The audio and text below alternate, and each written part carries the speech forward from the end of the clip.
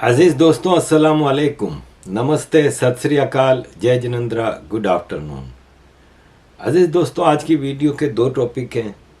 पहला, bio weapon और इसके भयानक नतायज जो अब तक सामने आए हैं, और दूसरा सऊदी अरब, इज़राइल, तुर्की, इमारात, अमेरिका। ये एक स्टोरी है जो मैं आपके सामने रखूँगा, आई ओपनिंग है। अजीज़ दोस्तों, कोविड-19 आया था ना, ये एक बायो वेपन है और ये स्पेशली टारगेटेड था डीएनए के हिसाब से। इसकी वजह से मतलब जो दुनिया में तबाही आई वो आपके सामने है। अजीज़ दोस्तों, बिल गेट्स के अपने ये विचार हैं कि दुनिया में अमन लाने के लिए, सुकून लाने के लिए बहुत सारे लोगों को मारना होगा। अमेरिका का जो कॉरपोरेट सेक्टर थिंक टैंक है वो भी यही समझता है कि इन जंगों के ज़रिए लोग बहुत सारे मरेंगे, बीमारियों के ज़रिए, और उनके बिजनेस चलते रहेंगे। अजीज़ दोस्तों, ये एक रिपोर्ट है कि जिसमें ये सामने आया है कि मेटा बायोटा, ये एक बायो कंपनी है, बायोलॉजिकल कंपनी है जो यूक्रेन में कायम थी। मेटा बायोटा का मालिक हंटर बाइडन है। हंटर बाइडन जो बाइडन का बेटा। और ये अब चीज़ सामने आती जा रही है कि यूक्रेन में ये कंपनी कायम की गई थी रशिया को तबाह करने के लिए, और उसकी मैं आगे democratic presidential candidate next year के लिए JF कैनेडी हैं जो उनकी रिपोर्ट आगे पेश करता हूं। पहले ये सुनिए कि यूक्रेन में अमेरिका क्यों जंग को आगे बढ़ा रहा है। इसलिए कि अगर यूक्रेन की जंग रुक जाती है और रशिया अगर यूनाइटेड नेशंस को वहाँ पे इंक्वायरी का कहता है, तो वहाँ पे वो लेबोरेटरी निकलेगी जहाँ से कोविड-19 फैला। कोविड-19 निकाला गया था मेटा बायोटा लेबोरेटरी से, जो कि हंटर बाइडन की है, और अगर वो पकड़ी जाती तो बायोलॉजिकल वेपन बनाने की सज़ा मौत है इंटरनेशनल लॉ के हिसाब से। ये वॉर अगेंस्ट क्राइम है। बायोलॉजिकल वेपन बनाने पे दुनिया में पाबंदी है। देखें, बायोलॉजिकल वेपन का हमने हल्का सा नमूना कोविड में देख लिया ना। पूरी दुनिया बंद हो गई थी, सबके मुंह भी बंद हो गए थे, मास्क भी लग गए थे, सब घरों में लॉकडाउन, और रोज़ के लाखों लोग मर रहे थे। ये हल्की सी झलक है बायोलॉजिकल वेपन की। मुझे याद है, मैं काफ़ी छोटा था तो मेरे फादर अक्सर मुझसे चीज़ें डिस्कस करते थे, वो पढ़ते रहते थे हर चीज़। तो एक दिन मुझे बताते हैं, कहते हैं पता नहीं नाम क्या था, शायद हाइड्रोजन बम था, कि उन्होंने एक ऐसा बम बनाया है कि कोई भी कहीं पर हमला करेगा वहाँ पे वो बम फेंकेगा ना, तो जितने इंसान जानवर हैं वो मर जाएंगे, लेकिन इंफ्रास्ट्रक्चर तबाह नहीं होगा। और जब वो सब मर जाएंगे तो ये उसका एंटीडोट फेंक के फिज़ा को, क्लाइमेट को साफ करके फिर वहाँ के कब्ज़ा कर लेंगे। मोटा मोटा इस तरह से, मुझे सही से पूरी स्टोरी याद नहीं। अब मैं ये जब देखता हूँ ना, तो मुझे कोविड में मैंने देखा तो ये बायोलॉजिकल वेपन है जिस पे पाबंदी है, लेकिन हाइडिंग में इसकी वुहान लेबोरेटरी में चाइना भी इसके तजर्बे कर रहा है, और हंटर बाइडन की ये कंपनी यूक्रेन में कर रही है। देखें अपने मुल्क से कितना दूर रख रहे हैं। और यूरोप को तो कुर्बानी का बकरा अमेरिका बना के रखता है। यूरोप के दरवाजे पे है यूक्रेन। तो खैर, ये अब जब बात ज़्यादा बाहर निकली तो इन्होंने कहा कि एक्चुअली हम चिमगाडर पर तजर्बे कर रहे थे। ये चिमगाडर से ही निकला है ये, और ये इनका इंटेंशनल एक तरीका था निकालने का। रशिया की आर्मी के जनरल ने क्लियर अल्फाज में बाइडेन को के ऊपर आरोप लगाया है कि bio weapon production Meta biota bio lab में बन रहे थे यूक्रेन में। बाइडेन इसीलिए यूक्रेन को सरेंडर नहीं करने देता कि यूक्रेन सरेंडर करेगा तो रशिया दुनिया के सामने रख देगा, जो कि रशिया 18 महीने पहले यूनाइटेड नेशंस को ये सारी रिपोर्ट दे चुका है। लेकिन यूनाइटेड नेशंस ऑर्गन है अमेरिका का, अमेरिका की मर्जी के बगैर वो कुछ नहीं कर सकता। ये अमेरिका की फंडेड लेबोरेटरीज हैं यूक्रेन में जो रशिया को खिलाफ यूज़ कर रही हैं, और इसी वजह से बाइडेन ने इस जंग को इतना लंबा खींचा हुआ है। ये बायो लैब्स है ना, ये पहले होती ही नहीं थी, ये अचानक शुरू हुई और हंटर बाइडेन ने इसकी ओनरशिप एक्सेप्ट की है। अजीज दोस्तों, RF Kennedy junior next year democratic party Biden की पार्टी के प्रेसिडेंशियल कैंडिडेट हैं। उन्होंने कहा है कि कोविड-19 एक्चुअली एक बायो वेपन है जो कि सर्टेन रेसिस के खिलाफ, सर्टेन डीएनएस के खिलाफ प्रोड्यूस किया गया था। यूक्रेन में जो बायो लेबोरेटरी है हंटर बाइडेन की, वो रशियन डीएनए के ऊपर रिसर्च करती थी। इस वायरस की रशियन डीएनए के ऊपर रिसर्च करती थी और उनका टारगेट रशियन थे।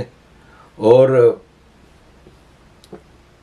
ब्रिटिश एमपी एंड्रयू ब्रिडगन ने कहा है कि ब्रिटिश सिक्योरिटी फोर्सेस को अमेरिका ने पहले ही वार्न कर दिया था कि अगस्त 2019 में कि अभी वैक्सीन नहीं खरीदना, जबकि पेंडेमिक अभी आया भी नहीं था। पेंडेमिक शुरू हुआ है मार्च 2020 में और अगस्त 2019 में वैक्सीन तैयार थी। इतनी जल्दी वैक्सीन कैसे बन सकती? रॉबर्ट एफ कैनेडी ने कहा है कि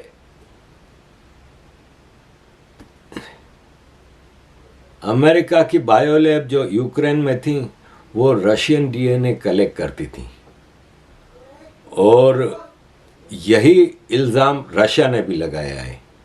न्यूयॉर्क पोस्ट ने एक वीडियो लगाई है जिसमें रॉबर्ट एफ कैनेडी जूनियर कहते हैं कि इतना बारीकी से ये बायो वेपन तैयार किया गया था कि ये कॉकेशियन और ब्लैक पीपल को टारगेट करता है और अश्केनाज़ी ज्यूस और चाइनीज़ को टारगेट नहीं करता। ये इतना बारीकी से तैयार किया गया था। रॉबर्ट एफ कैनेडी ने यह भी कहा है कि बिल गेट्स है ना, इसने डेनिश गवर्नमेंट से कहा कि आप हमें पैसे दें क्योंकि हमें डीटीपी वैक्सीनेशन लगाना है अफ्रीका में, अफ्रीका के बच्चों को। 161 मिलियन अफ्रीकन बच्चों को डीटीपी वैक्सीनेशन लगानी है। बिल गेट्स ने कहा कि 30 मिलियन जिंदगियां बचानी हैं। डेनिश गवर्नमेंट ने कहा ठीक है, हम आपको पैसे देंगे लेकिन आप डेटा तो दें, हमारे को प्रूफ तो दें इन सब चीज़ों का। वो उसके पास था नहीं। तो डेनिश गवर्नमेंट ने अफ्रीका में अपना डेलीगेशन भेजा चेक करने के लिए। तो 30 साल का डीटीपी का डेटा देखा, डीटीपी वैक्सीनेशन का, तो वो हैरान रह गए, शॉक लगा इनको कि वो लड़कियां जिनको डीटीपी वैक्सीन लगाई गई थी वो 10 गुना ज़्यादा मर रही थीं उन लड़कियों की निस्बत जिनको डीटीपी वैक्सीनेशन नहीं लगा था। जिनको लगा था 10 गुना ज़्यादा मर रही थीं। यानी जो 10 लड़कियां मर रही थीं, यंग लड़कियां, बच्चियां, उसमें 9 वैक्सीनेटेड थीं। तो ये सारा खेल है बायो वेपन का। अजीज दोस्तों, फाइजर डॉक्यूमेंट कंफर्म करता है कि ग्राफीन ऑक्साइड है ना, एक एलिमेंट है, ये फाइजर की कोविड-19 वैक्सीन में है। जिसने ग्राफीन ऑक्साइड बनाई थी ना, जो इंजीनियर था इसका, जिसने ये बनाया था, इसने इसको बायो वेपन का नाम दिया था और उसने कहा था कि इंसानी खून के अंदर अगर ये पहुंच जाए ना तो वो 8 साल से ज़्यादा जिंदा नहीं रह सकता। अगर इसका 1 बिलियन में से एक हिस्सा भी पहुंच जाए ना इंसानी खून में तो ये 8 साल से ज़्यादा जिंदा नहीं रह सकता और इसको निकाला भी नहीं जा सकता इसके खून से। अजीज दोस्तों, ये बायो वेपन का खेल अमेरिका और चाइना, दो शैतान मुल्क हैं जो खेल रहे हैं। इंसानियत के दुश्मन हैं ये। अजीज दोस्तों, सऊदी अरब की तरफ जाते हैं। जब ओटोमन एम्पायर टूटी और तुर्की में इंकलाब आया और ओटोमन एम्पायर के तकरीबन इलाकों को आज़ादियाँ मिल गईं, जैसे सऊदी अरब में सल्तनत ऑफ नजद बनी, सल्तनत ऑफ हिजाज बनी और बाकी जितने ओटोमन एम्पायर के इलाके थे सब आज़ाद हुए और तुर्की एक मुल्क बना जो आज का तुर्की है। उसका लीडर था Kemal Ataturk, Mustafa Kemal Ataturk. उसका मैं एक कोट आपके सामने रखता हूँ, फिर मैं आपको बताता हूँ कि मोहम्मद बिन सलमान क्या कर रहा है। उसने कहा था कि मैं अपने लोगों यानी तुर्की के लोगों को कहता हूँ कि तुम लोग डेमोक्रेसी के प्रिंसिपल को समझो जो और सच को सामने मानो और साइंस की टीचिंग को बिलीव करो। अपने वो ख्यालात जो इस्लाम आपको सिखाता है उसको भूल जाओ। इबादत करनी है करो, जिस खुदा को करनी है इसकी इबादत करो, लेकिन वो इबादत भी ऐसी हो जो किसी दूसरे इंसान को तकलीफ ना पहुंचाए। अपने दूसरे इंसानों की आज़ादी के खिलाफ काम नहीं करना। अजीज दोस्तों, ये चीज़ थी जिसके ऊपर मोहम्मद बिन सलमान भी काम कर रहे हैं। देखें, सिंगापुर में एक जियो पॉलिटिकल गुरु है जॉर्ज यो। उसने कहा कि सऊदी अरब की जो कुछ चीज़ें मोहम्मद बिन सलमान कर रहा है ना, वो डेंग जियाओपेंग के लेवल की हैं। डेंग जियाओपेंग है ना, वो चाइना का लीडर था आज से 40 साल पहले, और 40 साल पहले चाइना, आज जो चाइना खड़ा है उसकी बुनियाद 40 साल पहले डेंग जियाओपिंग ने रखी थी। इसने कहा था कि इकोनॉमी, पैसा कमाना है, सबसे ज़रूरी चीज़ पैसा कमाना है। आज दुनिया में सबसे ज़्यादा, बल्कि इतना ज़्यादा कि आप इसके करीब भी नहीं पहुंच सकते, फॉरेन एक्सचेंज रिजर्व इसके पास है। दुनिया भर इसकी कर्जे में डूबी हुई है, पूरी दुनिया की मार्केटों पे भरा हुआ है। वो उस आदमी का विजन था। दुनिया के लिए कुछ भी है, अपने मुल्क के लिए उसने एक ऐसा काम किया कि वो 40 साल पहले जो बुनियाद रखी थी ना, इसने हर चाइनीज़ काम में लग गया। ये वही चाइनीज़ कौम थी जो चरस पीती थी, नशे में डूबी रहती थी, आलसी थी। उसने इनको इस काबिल बना दिया कि आज दुनिया पे ये दन दनाते फिरते हैं। तो मोहम्मद बिन सलमान उन्हीं लाइंस पे काम कर रहा है।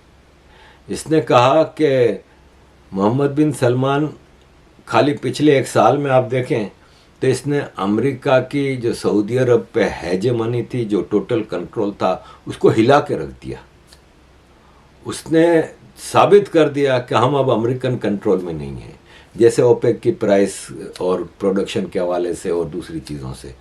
दूसरा, अमेरिका का सबसे बड़ा दुश्मन ईरान के साथ दोस्ती कर ली, यमन की जंग ख़त्म कर दी, सीरिया को वापस ले आया। हर चीज़ अमेरिका की खुशी, अमेरिका की ख्वाहिश के ख़िलाफ़ की।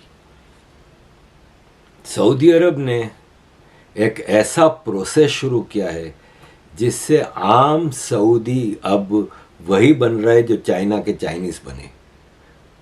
इकोनॉमिक डेवलपमेंट की तरफ टोटल तवज्जो है और मिलिटराइजेशन भी पूरी कर रहा है, क्योंकि इसको पता है कि सिक्योरिटी आफ्टर ऑल मिलिट्री देती है। हालांकि सऊदी अरब आबादी में बहुत छोटा है, रकबे में बहुत बड़ा है, आबादी में सऊदी अरब अभी बहुत छोटा है, पाकिस्तान से 6 गुना, पाकिस्तान की आबादी सऊदी अरब से 6 गुना ज़्यादा है, और इंडिया की आबादी तो 40 गुना या 50 गुना ज़्यादा है।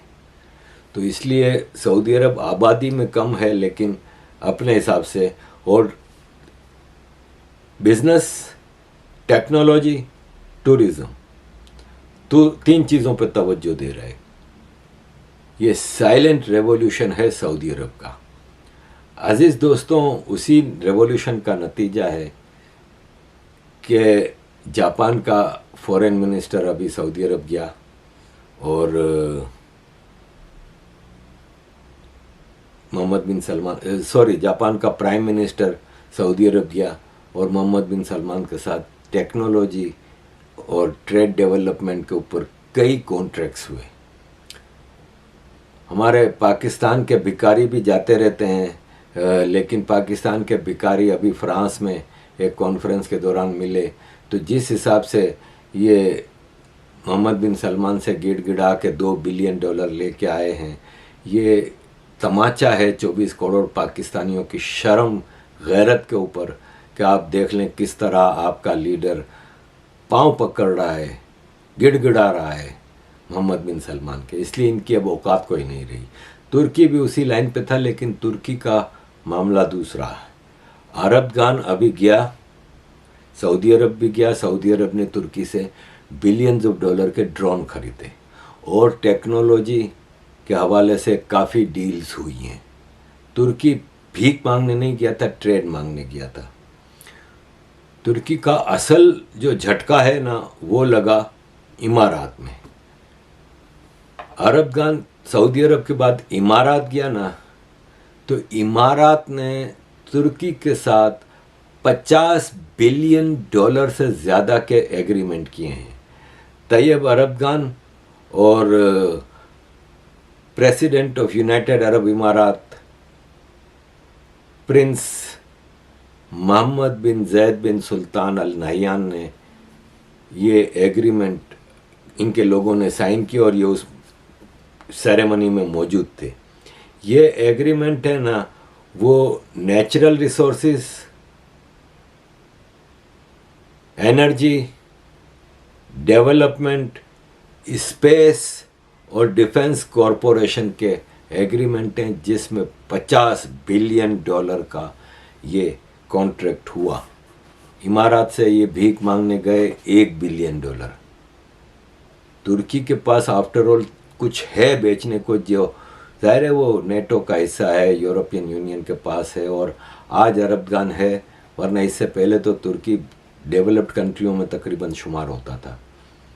तो तुर्की के पास है। हमारे पास क्या है? हमारा ये एयरपोर्ट ले लो, हमारा ये एग्रीकल्चर फील्ड ले लो, हमारी PIA ले लो, हमारा ये होटल ख़रीद लो, हमारा ये पार्क ले लो, हमारे सी पोर्ट ले लो। हमारे पास तो देने को कुछ है नहीं। हमारे तो मदरसों से जाहिल निकलते हैं, पढ़ के आते हैं। तो Saudi Arab is changing, Arabian Gulf is changing. अजीज़ दोस्तों, यहाँ पे एक और चीज़ मैं आपके सामने रखना चाहूँगा कि अरसे से अमेरिका की ख्वाहिश है कि सऊदी अरब हमारा क्लोज अलाय है और इज़राइल हमारा क्लोज अलाई है, तो दोनों की दोस्ती हो जाए। तो दोनों अब बिहाइंड द डोर मिलते हैं, सऊदी अरब और इज़राइल, लेकिन ऑफिशियली नहीं मिलते। तो बाइडेन एडमिनिस्ट्रेशन ने भी कुछ लोगों को मोहम्मद बिन सलमान को के पास भेजा कि आप इज़राइल के साथ अपने रिलेशनशिप नॉर्मलाइज कर लें। तो मोहम्मद बिन सलमान ने कहा मोस्ट वेलकम, जहेज़ चाहिए हमें। उसने कहा जहेज़? बोला हाँ, एक तो हमें एक सीक्रेट कंफर्म एग्रीमेंट चाहिए आपके साथ कि आप हमारी सिक्योरिटी में धांधली नहीं करेंगे। दूसरा, हमें सिविलियन न्यूक्लियर प्लांट लगाने की इजाज़त देंगे और उसमें मदद करेंगे। और तीसरा, हम आपको जो लिस्ट देंगे वो हथियार हमें देंगे आप। बाइडेन एडमिनिस्ट्रेशन परेशान, वापस गए। इन्होंने कहा अच्छा हम सोच के जवाब देंगे। इज़राइल से पूछा गया बाइडेन एडमिनिस्ट्रेशन की तरफ से। इजराइल ने कहा नहीं नहीं नहीं नहीं, सऊदी अरब हमारे बगल में है, सऊदी अरब को और इतना पैसे वाला है, न्यूक्लियर तो कम से कम नहीं देना इसको। तो बाइडेन का अभी CNN पे इंटरव्यू था, उसमें उससे सवाल किया गया कि क्या ये सच है कि सऊदी अरब ने ये सब मांगा था। तो उसने कहा ये सब सच है, सऊदी अरब ने इजराइल से ताल्लुकात को नॉर्मलाइज करने के लिए ये शर्तें रखी थी। तो अब आप भूल जाओ कि इजराइल और सऊदी अरब के ताल्लुकात नॉर्मलाइज होंगे नियर फ्यूचर में, तो ऐसा कोई चांस नहीं। यानी दूसरे लफ्ज़ों में सऊदी अरब की ये शर्तें मानने से बाइडेन सरकार ने इनकार कर दिया। तो सऊदी अरब चाइना से भी डिस्कशन में है, सिविलियन न्यूक्लियर प्लांट लेना सबका हक है, न्यूक्लियर बॉम्ब के ऊपर पाबंदी है, इसके बावजूद Pakistan, India, north Korea, Israel ने ले लिए ना, किसी ने क्या उखाड़ लिया। लेकिन nuclear plant, civilian nuclear plant है जो, वो यूरोप के तकरीबन हर मुल्क के पास है, साउथ ईस्ट एशिया में कई जगहों पे है ये। तो ये इनका हक है। और सऊदी अरब इसको, जिस तरह सऊदी अरब का मोहम्मद बिन सलमान जा रहा है, लगता है कि सऊदी अरब ये भी हासिल कर लेगा। तो अज़ीज़ दोस्तों, सऊदी अरब ने एक और चीज़ जो की है ना, वो ये है कि अपनी जो टेक्स्ट बुक्स हैं बच्चों की, स्कूलों की, कॉलेजेस की, उसमें से इजराइल के ख़िलाफ़ और एंटी सेमेटिक कंटेंट्स जितना भी है ना, उसको मिटा दिया है। और जो टेरर ग्रुप्स हैं जिसमें हिजबुल्लाह, हालांकि हिजबुल्लाह अरब ग्रुप है और सऊदी अरब एक ज़माने में उसको सपोर्ट करता रहा है, उसका उनकी डिटेल्स डाली है कि ये टेररिज्म करते हैं, इंक्लूडिंग हिजबुल्लाह, और अमन और पीस की बात की है और बर्दाश्त की बात की है अपने बच्चों की स्कूल की किताबों में। यहाँ मुझे याद आया कि मैं जब 1985 में सऊदी अरब में जॉब करता था, तो मैं एक हफ्ते की रमज़ान ईद की छुट्टियाँ मिली तो मैं लंदन आया था घूमने। तो जब मैं वापस जा रहा था तो मैंने लंदन से एटलस ख़रीदा था, बहुत बड़ा। तो मुझे याद है कि जद्दा एयरपोर्ट पे जब मैं उतरा ना, तो वो कस्टम में जब सामान चेक हो रहा था ना, तो उसने वो एटलस खोला और मार्कर लेके उस पर इजराइल लिखा था, उसको मिटा, उसके ऊपर ब्लैक मार्कर लगा दिया था। ये था वो ज़माना। आज देख लें कितनी तब्दीली आ रही है। आखिरी चीज़ इस हवाले से ये कहूँगा कि ये इफ्तिखार अहमद अय्याज हैं। मैं बेल्जियम में रहता था ना, तो मैं यूनाइटेड नेशंस जाता रहता था, और उस ज़माने में जो हमारे सर्कल्स हैं डायस्पोरा, उसमें काफ़ी लोगों को पता था कि ये यूनाइटेड नेशंस में काफ़ी एक्टिव है और यूरोपियन पार्लियामेंट में। तो एक दिन मुझे एक साहब का फ़ोन आया कि हमारे अहमदिया कम्युनिटी के एक अमीर हैं, जो इंग्लैंड के अमीर हैं, वो आपसे मिलना चाहते हैं। तो मैंने अपना एड्रेस भेजा, वो घर पे आए 4-5 लोग, जिसमें ये इफ्तिखार अहमद अय्याज साहब थे। ये अहमदिया अमीर थे, अहमदिया जमात UK के एक बार, और काफ़ी टॉप के अहमदिया लीडर हैं। अज़ीज़ दोस्तों, इस साल हज पे सऊदी अरब गवर्नमेंट ने इनको स्पेशल गेस्ट के तौर पे बुलाया। अज़ीज़ दोस्तों, पाकिस्तान अहमदिया कम्युनिटी को काफिर कहता है, कॉन्स्टिट्यूशन में लिखा है। 13 अहमदियों के खिलाफ कुर्बानी करने पे इस बार ईद पे केस हुए, कुर्बानी करने पे। कि कुर्बानी तो अगर उनका मज़हब है, आप उसको मुसलमान नहीं मानते, उनका मज़हब जो भी है वो कुर्बानी इनको कहता है करने को, आप कौन होते हैं रोकने वाले। और सबसे बड़ी बात कि आप सऊदियों से ज़्यादा मुसलमान हो गए हैं। सऊदी अरब उनको स्टेट गेस्ट के तौर पे दावत देता है हज करने की, आप उनको नमाज नहीं पढ़ने देते, आप उनको, मतलब हद नहीं है जहालत की। ये है फ़र्क। अज़ीज़ दोस्तों, thank you very much for all your support. Kindly keep supporting. Thank you.